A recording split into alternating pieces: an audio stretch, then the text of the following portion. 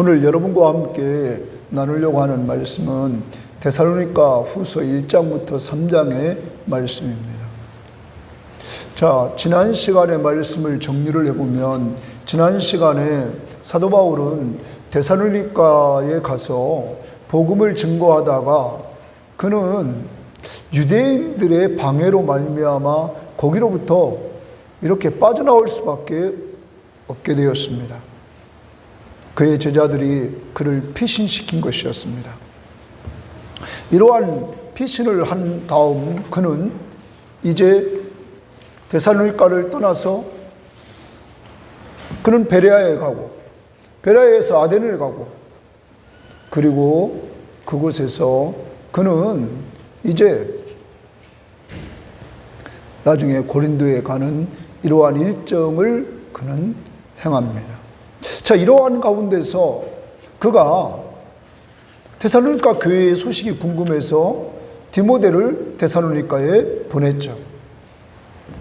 왜 그는 궁금했냐면 자기가 빨리 빠져나와서 오랫동안 사역을 하지 않았기 때문에 저들에게 정말 믿음이 있나? 저들의 믿음이 굳건히 서 있나? 저들이 정말 예수를 믿고 구원받았나?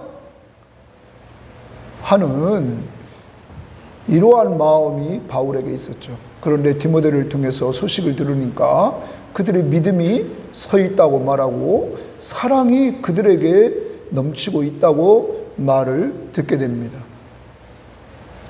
그러한 가운데서 그들에게 재림신앙이 넘치는데 재림신앙에 대해서 또한 그들에게 가르쳐주고, 예수 믿다가 빨리 죽은 사람에 대해서 그들이 오해하고 있는 부분들을 똑바로 가르쳐주고, 재림신앙을 간증한 사람들이 어떻게 살아야 되는가를 알려주면서 잘못된 재림신앙을 가지고 일도 안 하고 남에게 폐를 끼치면서 이 집 저 집 다니면서 얻어먹는 이러한 교인들을 책망하는 바울의 모습을 우리는 보았습니다.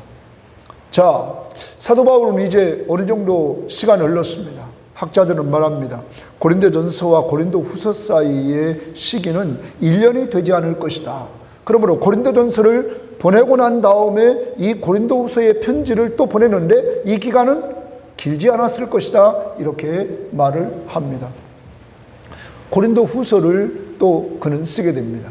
왜냐하면 이 데살로니가 후서를 쓰게 됩니다.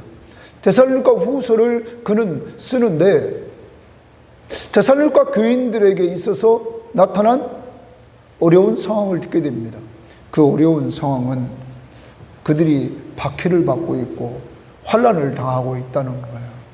데살로니가 전서에서는 환난이라는 말만 나왔는데 이 후서에서는 박해와 환난이라는 말을 쓰면서 좀 더 이들이 예수 믿는 것 때문에 어려워진 상황을 말해주고 있는 것이죠. 자, 이렇게 어렵게 된 이들에게 이 소식을 들은 바울은 그들을 위로해 주려고 위로의 메시지를 던져줍니다. 더 나아갑니다. 이들 교회 가운데 또 문제가 생겼는데 그 문제는 뭐냐면 예수님이 재림하셨다 하는 이러한 잘못된 신앙을 가진 사람들이 나타났다는 거예요. 예수님이 재림했다는 거예요. 자, 이렇게 되자 사도 바울은 이들에게 아니다. 지금은 임하지 않았다. 예수님이 재림하실 때 이루어질 일들을 천천히 설명을 해줍니다. 베드로가 일어나고 적그리스도가 나타나고 적그리스도가 나타나서 그가 하나님의 성전에서 내가 하나님이다 이렇게 할 것이다. 그런데 지금은 하나님의 손길이 막고 있다. 그러다가 그들이 마지막 때에 사탄을 덧입어서 표적과 기적을 행하면서 그들이 사람들을 미혹할 것이다. 그리고 미혹을 한 다음에 그들이 사람들을 끌고 갈 때 주님이 재림하셔서 그들을 완전히 멸할 것이다 하는 이러한 재림신앙, 지금은 주님이 재림하지 않았다 하는 사실을 알려줍니다. 자, 이렇게 주님이 재림했다는 잘못된 재림신앙을 가지고 있는 이들에게 나타나는 또 다른 현상은 무엇이었냐면 일을 하지 않는다는 거예요. 그러니까 사도 바울이 내가 과거에도 너희들에게 말했지만 일하기 싫거든 먹지도 말라 이렇게 다시 이야기를 합니다. 그리고 열심히 일해서 자기 일을 해서 자기 먹을 것을 자기가 스스로 챙기도록 하라. 이렇게 알려줍니다. 더 나가서 이들에게 있어서 이제 이러한 부분을 이야기한 다음에 그는 이제 축복해주는 기도로서 마무리를 짓고 있는 것이 이 데살로니가 후서의 말씀입니다. 저는 지난주에 이렇게 큐티를 하면서 뭘 느꼈냐면 지금 사도 바울, 이 편지를 쓴 사도 바울은 영적 스승입니다. 영적인 부모로서 영적인 자녀들을 바울이 어떻게 기르고 있는가? 이 부분이 저에게 와닿았습니다. 그래서 여러분과 함께 나누려고 하는 것은 오늘 그런 부분입니다. 여러분과 저는 부모입니다. 부모, 대부분 부모입니다. 부모는 자식에게 어떻게 자식을 양육하는 것이 아름다운 양육일까? 사도 바울은 두 가지로 오늘 크게 저는 보았습니다. 첫 번째, 바울은 이 데살로니가에 가서 전도를 했죠. 전도하고 어쩔 수 없이 그를 방해하는 유대인들 때문에 도망 나왔단 말이에요. 제자들이 그를 피신시켰단 말이에요. 그렇지만 그는 데살로니가 교인들을 포기할 수 없어서 데살로니가 전서의 편지를 보내죠.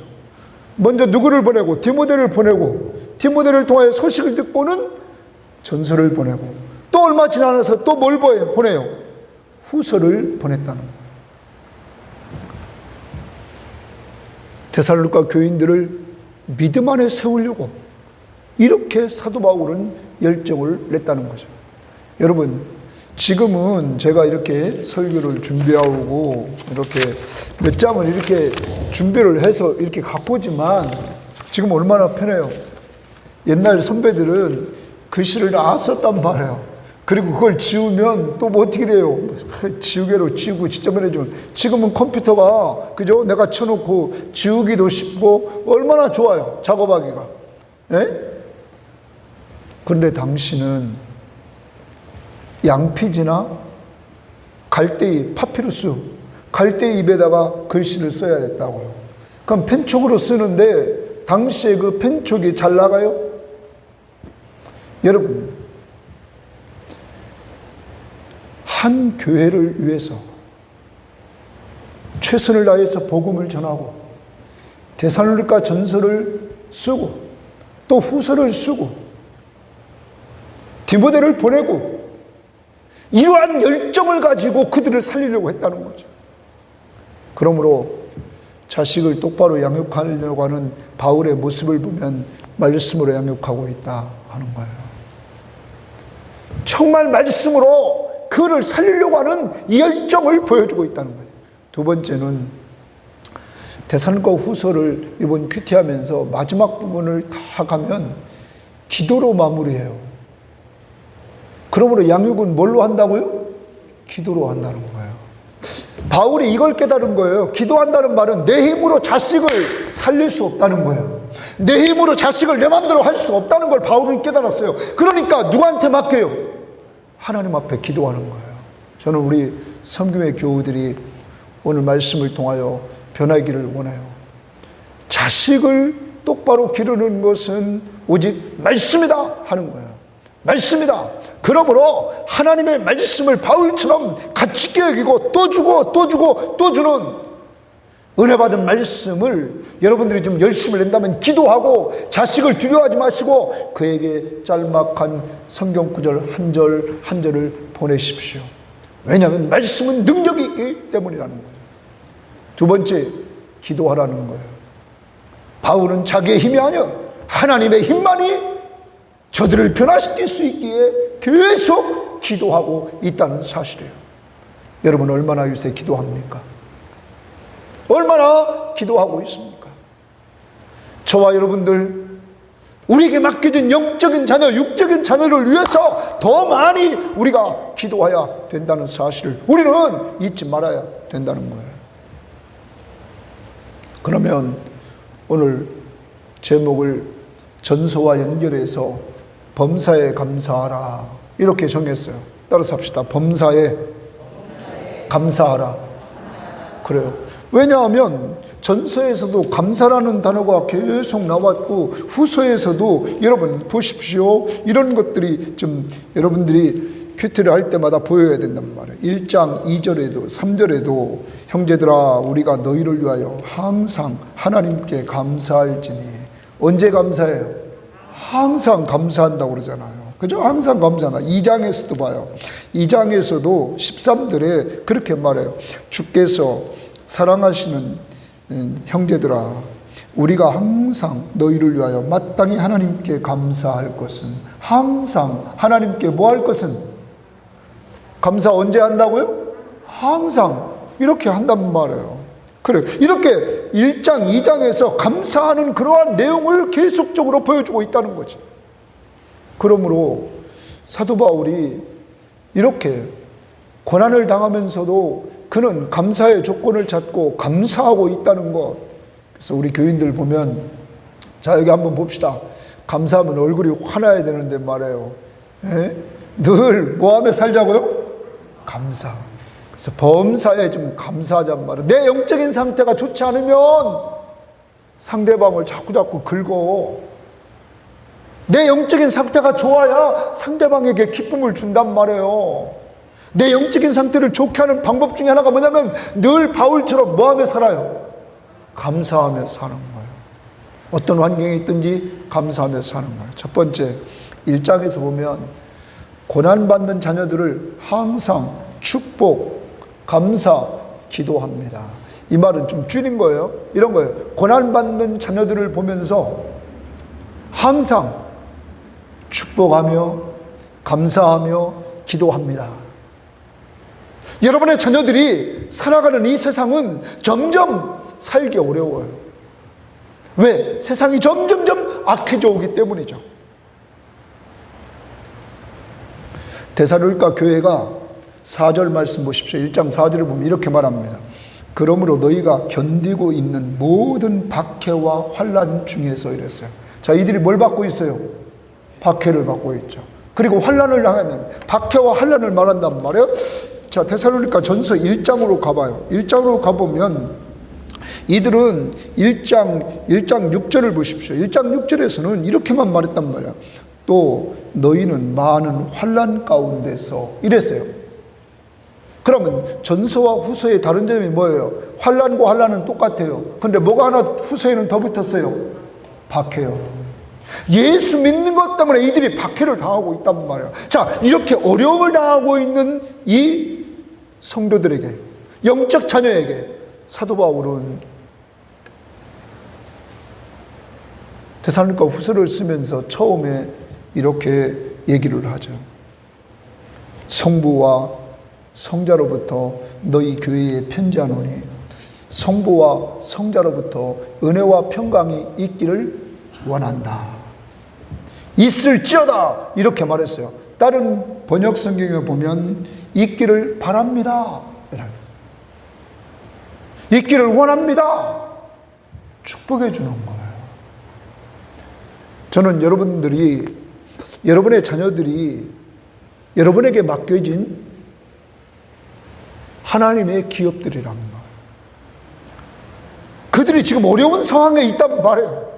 어려운 상황에 있는 그들을 보면서 사도 바울처럼 하나님, 성부와 성자로부터 저들에게 은혜와 평강을 주시옵소서. 이렇게 축복해 주라는 말이에요. 은혜 받고 평안함을 누릴 때 그들이 행복해질 줄 믿습니다. 사도 바울은 그렇게 했다는 거지. 이번 주간에 어려운 가운데 있는 자녀들이 있습니까? 이런 문자 간단하잖아요. 엄마는, 아빠는 나의 하나님과 예수 그리스도가 너에게 은혜와 평강 주시기를 간절히 기도한다. 여러분, 우리의 기도는 하나님이 응답해요, 안 해요? 응답한다는 확신을 가지고 이렇게 축복해 주라는 말을. 두 번째, 사도 바울은 이렇게 어려움을 당한 이 자녀에게 감사의 조건을 찾습니다.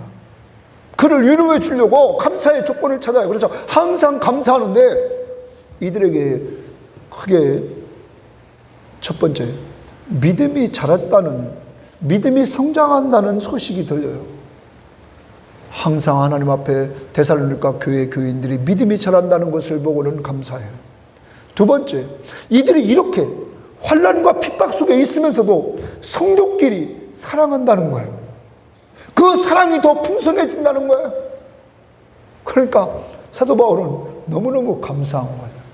더 나갑니다. 이들이 이런 환난과 핍박 속에서 인내와 믿음을 지켜나간다는 거예요. 인내하면서.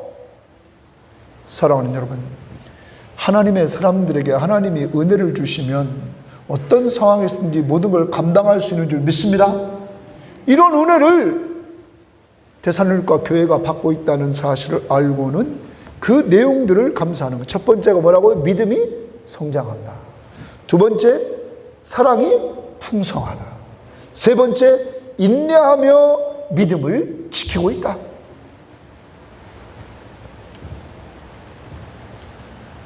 그래서 바울은 이들의 인내와 믿음을 여러 교회에 자랑을 합니다.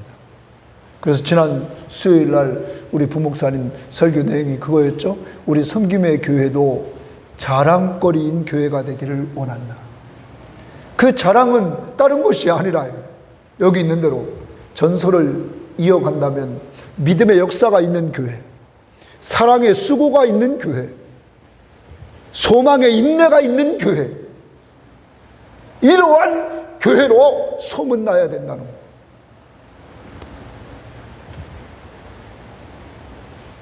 간증거리가 되었습니다. 더 나갑니다.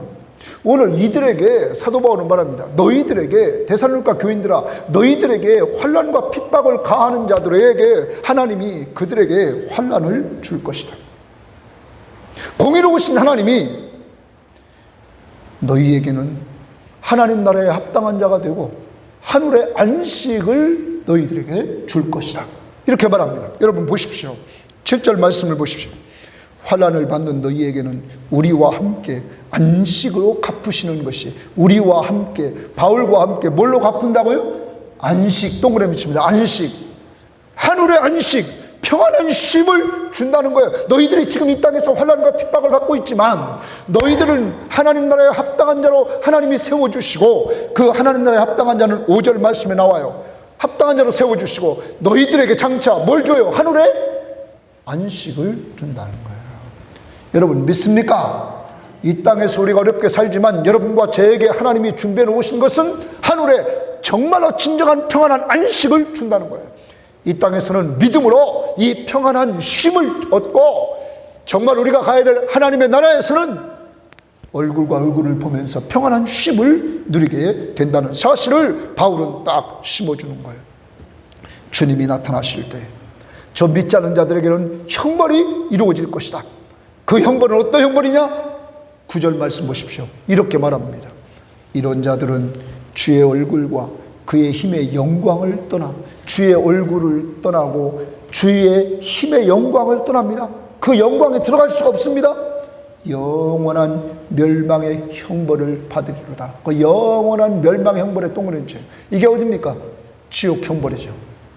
지옥 형벌이라는 거야. 너희들을 지금 핍박하고 너희들에게 환난을 끼치는 그들은 그곳에 갈 수밖에 없다. 그러나 너희들은 하나님 나라에 합당한 자, 그리고 너희들은 하늘의 안식에 들어갈 것이다. 이렇게 이야기를 합니다.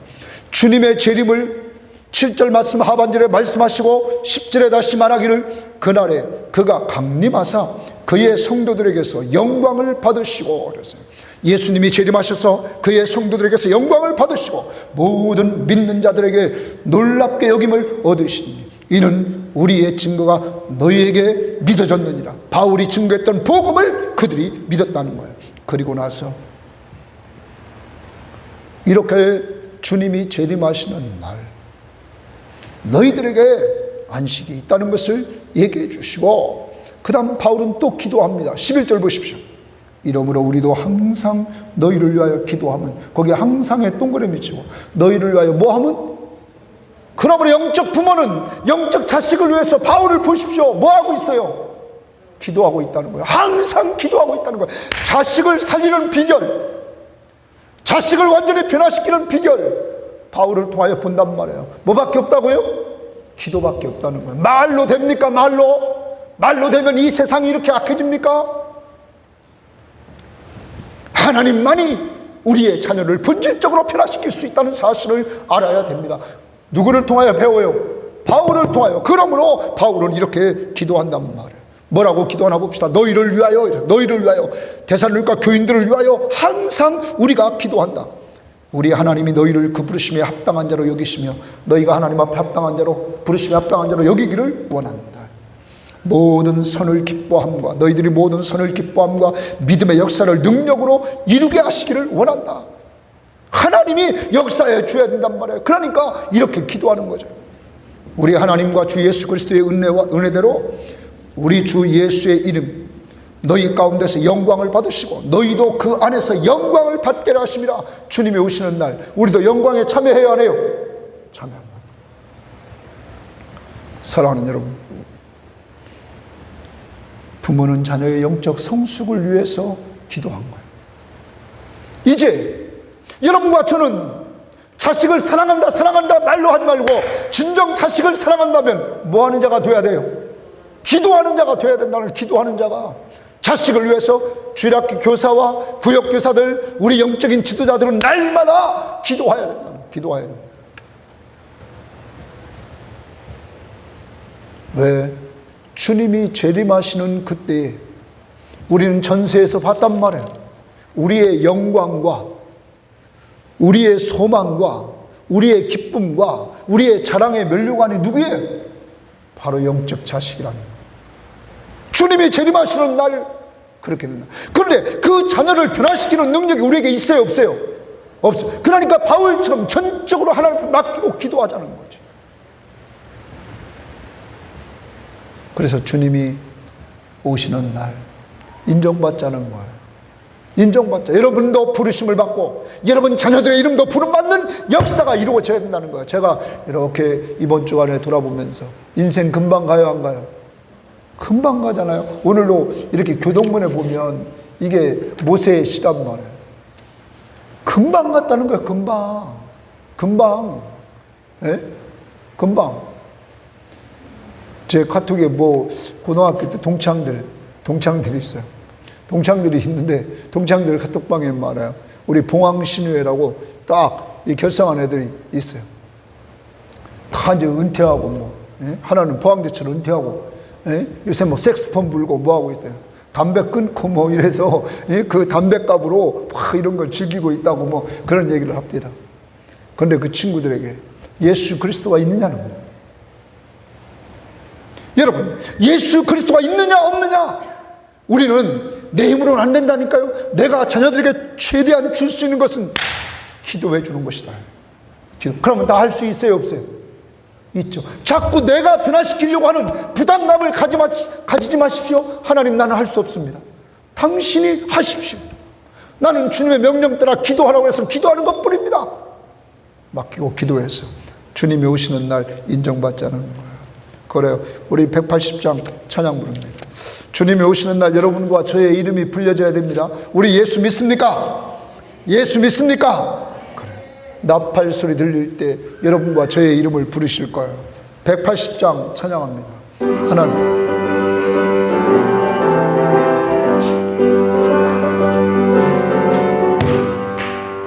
하나님의 나팔 소리 전지진동할 때에 예수 영광 중에 구름 타시고 천사들을 세계 만국 모든 곳에 본대요 구원받은 성도들을 모으리. 나팔 불때 나의 이름, 나팔 불때 나의 이름, 나팔 불때 나의 이름, 부를 때의 잔치. 무덤 속에 잠자는 자, 무덤 속에 잠자는 자 그때 다시 일어나 영화로운 부활 승리 얻으리. 추각한 모든 성도 구름 타고 올라가 공중에서 주의 얼굴 배우리. 나팔 불때 나의 이름, 나팔 불때 나의 이름,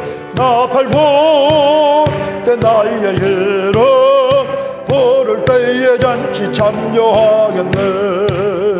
주님 다시 오실 날을 우리 알 수 없으니 항상 기도하고 깨어 있어서 기쁨으로 보좌 앞에 우리 나가서도 그때까지 참고 기다리겠네. 나팔 불 때 나의 이름, 나팔 불 때 나의 이름, 나팔 불 때 나의 이름 부를 때, 나팔 불 때 나의 이름, 나팔 불 때 나의 이름, 나팔 불 때 나의 이름, 나팔 불 때 나의 이름 부를 때에 잔치 참여하겠네. 주님이 재림하시는 그때에 이 세상의 성도들을 다 이렇게 부활시키잖아요. 그때 부활해서 우리가 다 주님이 우리를 다 어디로 불러요? 들림받아 어린 양의 혼인잔치에 참여시킨다. 그때 여러분과 제가, 어떤 사람들은 그러죠. 그때 놀랄 것이다. 어떤 사람은 그래요. 천국에 꼭 갈 줄 알았던 사람은 없고, 못 갈 줄 알았던 사람은 거기 또 있고. 여러분 왜 그래요? 오늘 아침 큐티에도 여러분 보지만 하나님의 나라는 오직 믿음으로 가죠. 이 믿음은 하나님의 뭐라고 그랬어요? 선물입니다. 내가 막 주의 일을 많이 했다고 천국 가는 거 아니란 말이에요. 어떤 사람은 자랑하죠. 자기가 뭐도 막 교회도 몇 개 졌고 뭐도 많이 했고 뭐도 많이 했고. 아니에요. 그런 게 아니라고. 오직 믿음으로. 그래서 오직 믿음으로 하나님의 은혜로 우리가 구원받았기에 그것은 하나님 편에서 우리를 재창조시킨 거라고 1장 10절에 에베소 2장 10절에 말하고 있단 말이에요. 여러분과 저를 재창조하시는 능력이 누구에게 있어요? 하나님에게 있죠. 그러므로 여러분과 제가 새 사람 되어서 하나님의 사람으로 지금 살고 있는 것 자체가 은혜라는 거예요. 과거에 우리 욕심대로만 살았잖아요. 오늘 말씀 2절 3절 말씀 큐티에 보면 욕심대로만 살았잖아요. 욕심대로 내가 원하는 거 다 했잖아요. 근데 지금은 우리가 그렇게 하지 않잖아요.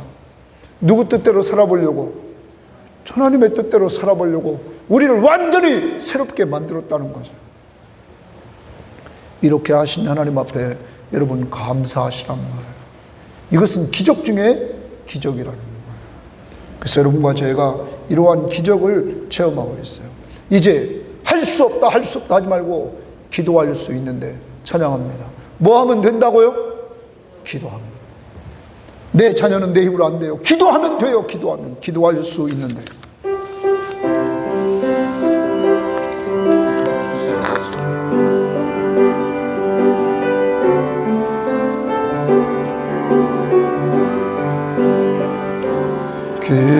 기도할 수 있는데 왜 걱정하십니까? 기도하면서 왜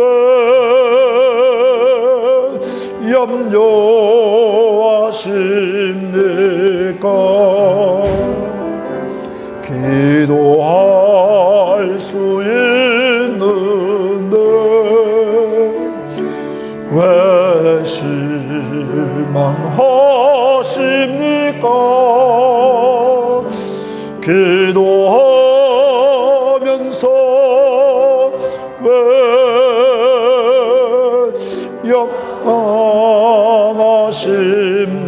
염망하십니까? 주님 앞에 무릎 꿇고 간구해 보세요. 마음을 정결하게 뜻을 다하여 기도할 수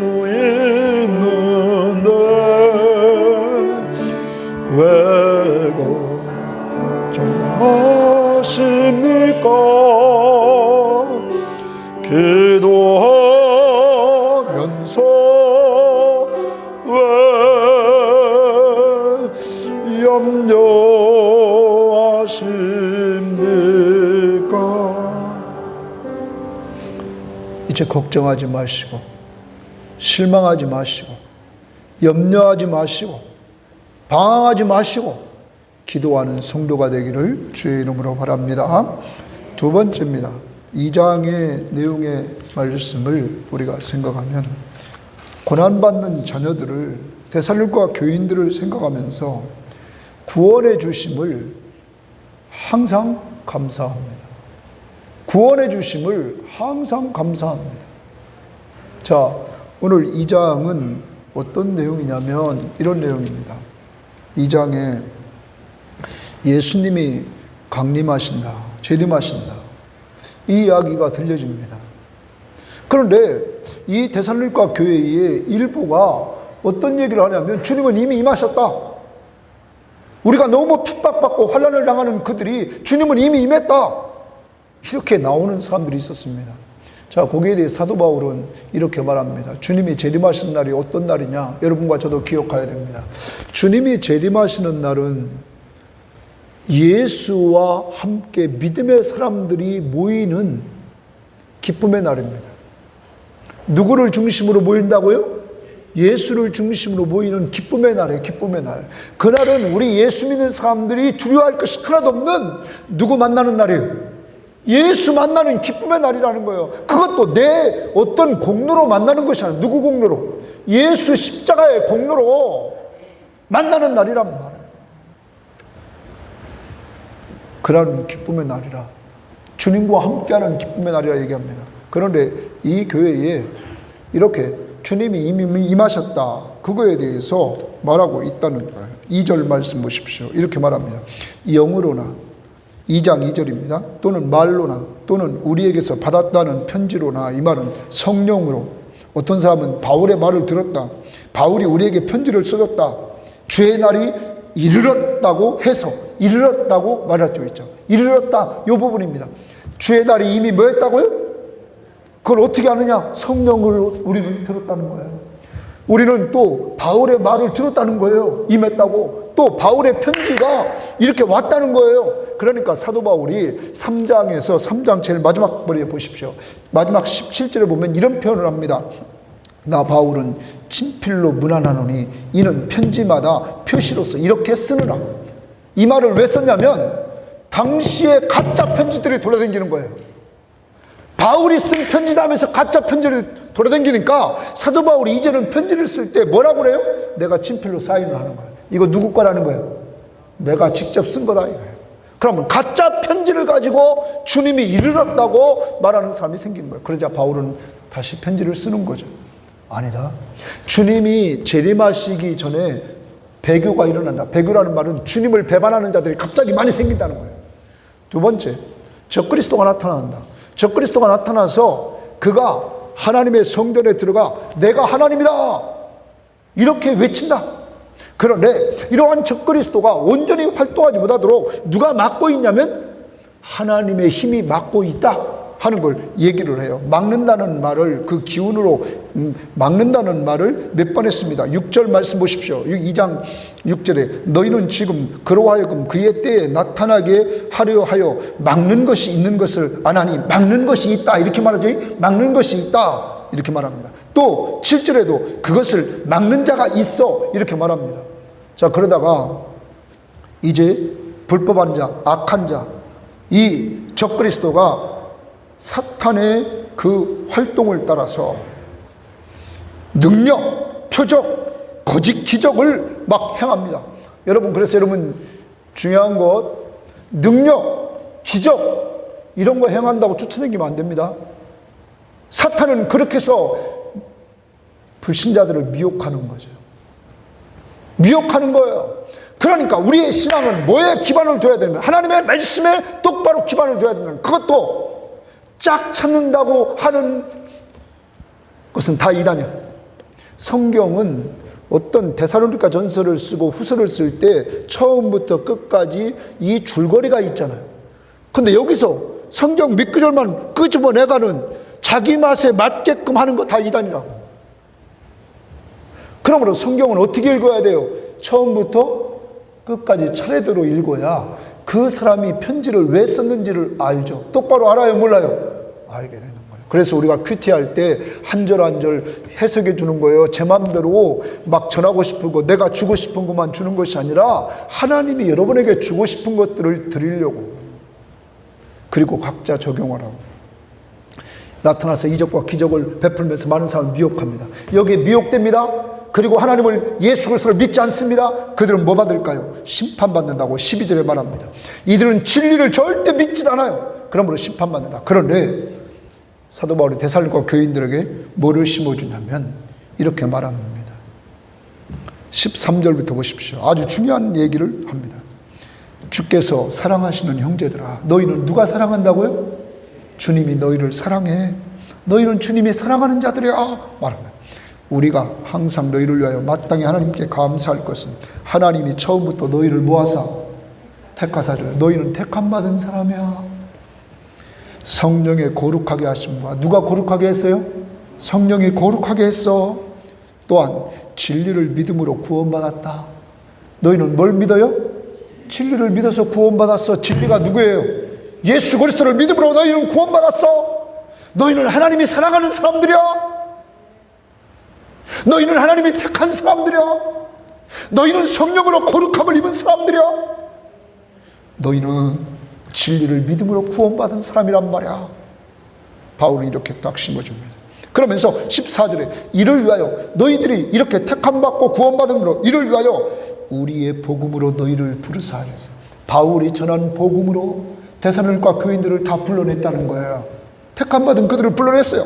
부르사 우리 주 예수 그리스도의 영광을 얻게 하려 하십니다. 누구의 영광을 얻어요? 예수의 영광. 그러므로 부활에 참여하는 줄 믿습니다. 여러분, 오늘 바울은 데살로니가 교인들에게 너희는 망하지 않아. 너희는 하나님의 선택받은 백성이야. 하나님이 사랑하는 사람이야. 너희는 그러므로 진리의 복음을 믿은 사람이라고, 성령으로 거룩함을 입은 사람들이 구원의 확신을 완전히 심어줍니다. 그러면서 그들에게 15절 다 같이 한번 읽어보겠습니다. 시작. 그러므로 형제들아, 굳건하게 서서 말로나 우리 편지로 가르침을 받은 전통을 지키라 명령합니다. 전통의 동그라미 칩니다. 두 가지 전통은 말로나, 바울이 말로나 우리의 편지로 가르침을, 그럼 바울이 데살로니가에 가서 처음 전도할 때 말을 했죠. 말씀을 전했죠. 그 말과 내가 너희들에게 전서와 후서를 보냈지, 이 편지를 통하여 세운 전통. 그럼 이 전통은 뭐가 됐을까요? 성경이 된 거죠. 그래서 데살로니가 전서와 후서가 성경에 등장했어요, 안 했어요? 그럼 이 성경 말씀을 뭐 하라고요? 지키라. 순종하라. 성경 말씀을 순종하라. 그러면서 16절 17절을 보십시오. 뭘 합니까? 우리 주 예수 그리스도와 우리를 사랑하시고, 우리 주 예수 우리를 사랑하시고, 사랑 동그라미 칩시다. 여러분과 저에 대해서 하나님이 얼마나 우리를 사랑하신지 한번 보자 말이야. 사랑하시고 영원한 위로 동그라미 칩시다. 우리를 위로하는데 언제까지 위로해요? 믿습니까? 영원히 위로와, 그 다음에 좋은 소망 동그라미 쳐요. 지금 우리에게 소망을 주다 좋은 소망을 하나님이 주신단 말이에요. 소망을 은혜로 주신, 은혜의 동그라미 쳐요. 이런 것들을 뭘로 주신다고요? 사랑하시고 영원한 위로를 해주시고 좋은 소망을 뭘로 주신다고요? 은혜로 주신 하나님, 우리 아버지께서 너희 마음을 위로하시고, 너희 마음, 데살로니가 교인들아, 너희 마음을 나는 하나님이 위로해 주시기를 원한다. 모든 선한 일과 말에 굳게 하시기를 원한다. 모든 선한 일과 말에 굳게 하기를 원한다는 말은 공동번역 성경에 보면 이렇게 번역했습니다. 여러분의 마음을 격려하시고 여러분에게 힘을 주셔서 온갖 좋은 일을 하고 좋은 말을 할 수 있게 해주시기를 빕니다. 빕니다는 뭐예요? 기도합니다. 여러분, 저는 우리 성도들에게 이렇게 꼭 기도해 주고 싶어요. 지금 기도합니다. 하나님, 그 하나님은 여러분을 사랑하시고 영원히 위로해 주시고 좋은 소망을 은혜로 주시는 그 하나님과 예수 그리스도로부터 여러분을 마음을 격려해 주시고 위로해 주시기를 원하고, 여러분에게서 모든 선한 일과 좋은 말이 늘 나올 수 있기를 주의 이름으로 기도합니다. 여러분, 이렇게 사도 바울은 마지막에 또 기도합니다. 진정한 양육은 뭘로 하는 거예요? 기도로 한다는 거예요. 기도. 말씀과 기도. 말씀 앞에 순종하라. 그리고 기도해주고 있단 말이에요. 그 하나님이 얼마나 위대한 하나님이신지 우리는 알아야 된다는 사실이에요. 다시 좌절하지 말자고요. 염려하지 말자고요. 기도할 수 있단 말이에요. 다 같이 기도할 수 있는데, 기도하지 않은 것을 회개하면서 이제 하나님 기도하겠습니다. 기도하겠습니다.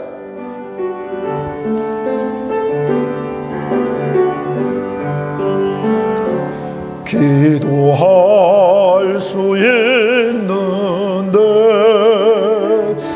왜 걱정하십니까? 기도하면서 왜 염려하십니까? 기도할 수 있는데 왜 실망하십니까? 기도하면서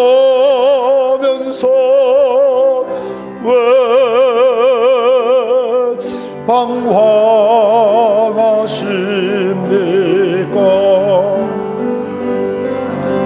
주님 앞에 무릎 꿇고 간구해 보세요. 마음을 정결하게 뜻을 다하여 기도할 수 있는데 왜 걱정하십니까?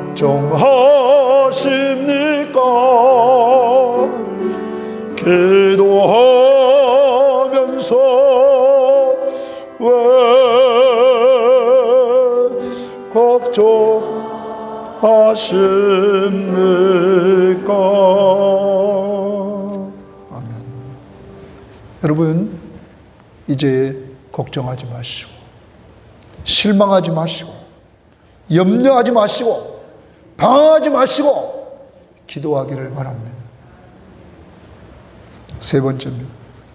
오늘 3장은 고난받는 자녀들에게 기도와 삶의 본을 보여주는 거예요. 기도와 삶으로 본을 보여준다고. 3장의 처음 초두에 바울이 이렇게 얘기합니다. 여러분, 저를 위해 기도해 주세요. 이렇게 1절 말씀 보십시오. 끝으로 형제들아 너희는 우리를 위하여 기도하기를. 기도 동그라미 칩니다. 이제 바울은 데살로니가 교인들에게 자기를 위해서 좀 기도해 달라는 거예요. 근데 그 기도 내용이 뭐냐면 이렇게 말해요. 주의 말씀이 너희에게서와 같이 퍼져나가, 하나님의 말씀이 너희에게서 같이 퍼져나가 영광스럽게 되고 너희같이 열매를 맺기를 원한다는 거야. 두 번째, 또한 우리를 부당하고 악한 사람들에게서 건지시옵소서 하라. 사도 바울이 지금 부당하고 악한 사람들로부터 핍박을 받고 있단 말이에요. 그러니까 나를 그곳으로부터 건져달라, 이렇게 기도를 부탁하는 거예요. 그럼 여러분도 오늘 제가 기도 부탁합니다. 저를 통하여, 저의 입을 통하여 복음의 비밀이 담대히 알려지기를 늘 기도해 주시기를 바랍니다. 그래서 저가 하나님의 말씀 오직 늘 기도할 때 하나님 오늘도 저를 통하여 예수 그리스도가 선포되어서 예수를 알지 못하는 사람이 예수 믿고 구원받게 하시고, 구원받은 사람이 말씀을 통하여 영적인 성장이 이루어지도록 하옵소서. 매일 새벽 기도를 올리면서 저는 늘 그렇게 기도하고 올립니다. 이제는 저를 위해서 누가 기도해 줘야 돼요? 여러분이. 그리고 사도 바울은 또 마지막 부분에 가서 5절 말씀에 가서 또 이렇게 기도합니다. 주께서 너희 마음을 인도하여 하나님의 사랑과 그리스도의 인내에 들어가게 하시기를 원하노라. 여기 원하노라, 이게 동그라미 칩시다. 이게 원하노라는 말을 다른 번역 성경에는 다 내가 빈다는 거예요. 하나님 앞에 빈다. 사랑하는 여러분, 사도 바울은 기도의 본을 보여준다고 매장마다 기도하죠. 그리고 자기를 위해서 기도해달라고 그러죠. 왜? 자기도 연약한 존재니까. 그리고 또 영적 자녀인 데살로니가 교인들을 위해서 기도합니다. 그리고 나서 사도 바울은 두 번째 삶의 본을 보입니다. 내가 너희에게 갔을 때 이야기를 합니다. 내가 게으르지 않았다. 게으르지 않았다. 그리고 내가 너희들에게 갔을 때 내가 무질서하지 않았다. 질서를 지키지 않는 그런 사람이 아니었다. 내가 또한 남에게 음식을 값없이 먹지 않고 내가 수고하여 번 돈으로, 주야로 내가 수고하여서 번 돈으로 내가 이렇게 살아왔다. 왜? 너희들에게 폐를 끼치지 않으려고. 그런데 내가 권리가 없는 건 아니다. 내가 권리가 있다. 왜? 일하는 자에게 망을 씌우지 말라고 하면서 구약적인 측면에서 사도 바울은 고린도 교회에 편지하면서 일하는 자를 먹을 걸 줘야 돼, 안 줘야 돼? 줘야 되죠. 그러면서 그들에게 당연히 주의 일을 하는 사람은 대접을 받아야 된다. 이 이야기를 합니다. 그렇지만 개척교회를 하고 있는 이 데살로니가 교회에 지금과 같은 이런 교회가 아닙니다. 당시에 가정이 교회고 예수 믿지 않는 사람 하나하나를 전도하는 그때에 어디서 대접을 받습니까? 그러므로 그는 폐를 끼치지 않으려고 게으르지 않았고 부지런히 열심히 일해서 그는 자급자족을 했습니다. 그런데 이 교회에 일을 안 하고 이 집 가서 얻어먹고 저 집 가서 얻어먹는 주님이 오셨다 하면서 이런 자들이 있단 말이에요. 그러니까 뭐라고 얘기하나 봅시다. 10절 말씀 보십시오. 이렇게 얘기하죠. 우리가 너희와 함께 있을 때에도 너희에게 명하기를 누구든지 일하기 싫어하거든 뭐하지도 말라고요? 먹지도 말라. 어떤 집사님 한 20몇 년 됐는데 그 집사님 신방 가면 늘 냉장고에다가 붙여놨어요. 일하기 싫어든 먹지도 말라. 그래서 애들이 공부 안 하면 저거 읽어봐. 밥 먹지 마. 이 말씀 딱 붙여놓은 거예요. 일하기 싫거든 뭐 하지는 말라고요? 먹지도 말라. 그 다음 보십시오. 11절에 우리가 들은즉 너희 가운데 게으르게 행하여 도무지 일하지도 아니하고 일을 만들기만 하는 자가 있다. 게으르면 뭐를 만들어요? 일도 안 하고 일만 만들어요. 그래서 조심해야 될 것이 뭐냐면 일 없이 사는 것은 시험 들기 정말로 쉬운 거예요. 목적을 가져야 돼요. 사람이 목적을. 누구를 위해 우리는 살아야 돼요? 주를 위해서. 그러면서 이렇게 말하죠. 이런 자들에게 우리가 명하고 주 예수 그리스도 안에서 여기 권하기를 조용히 일하여 자기 양식을 먹으라. 거기 줄칩니다. 조용히 일하여 설치지 말고 조용히 일해서 자기 양식을 먹으라. 이게 기독교의 복지입니다.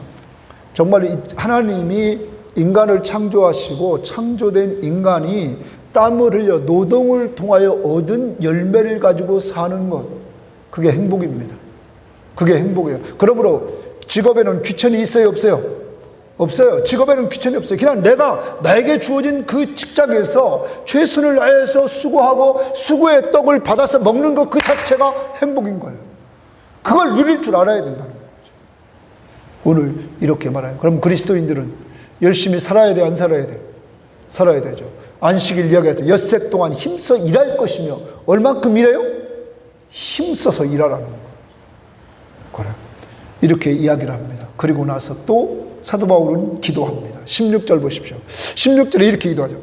평강의 주께서 친히 때마다 일마다 너희에게 평강 주시고 평강을 주기를 원한다는 거예요. 또 주께서 너희 모든 사람과 함께 하시기를 원하노라. 여기 원하노라는 빕니다. 기도한다는 거예요. 빕니다. 자, 두 가지를 빌었어요. 평강의 하나님이 너에게 평강 주시기를 원한다.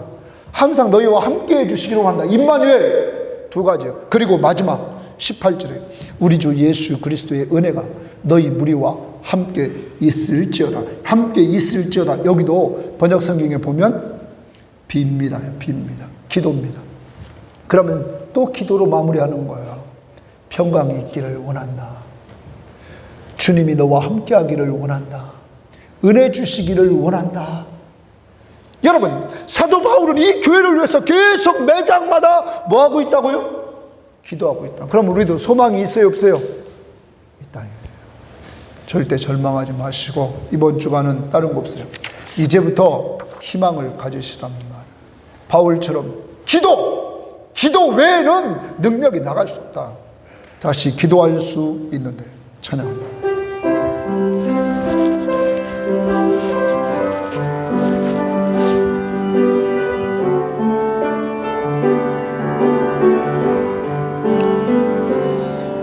기도할 수 있는데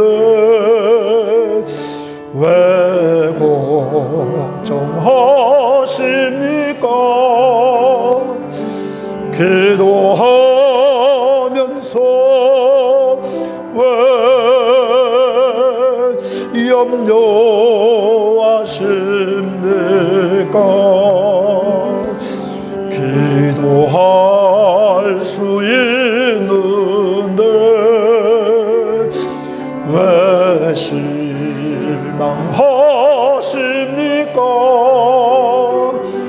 기도하면서 왜 방황하십니까? 주님 앞에 무릎 꿇고 간구해 보세요. 마음을 정결하게 뜻을 다하여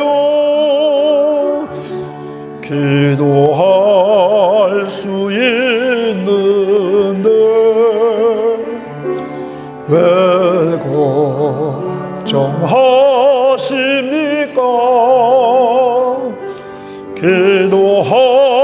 기도하면서 왜 염려하십니까? 이 시간 기도합니다.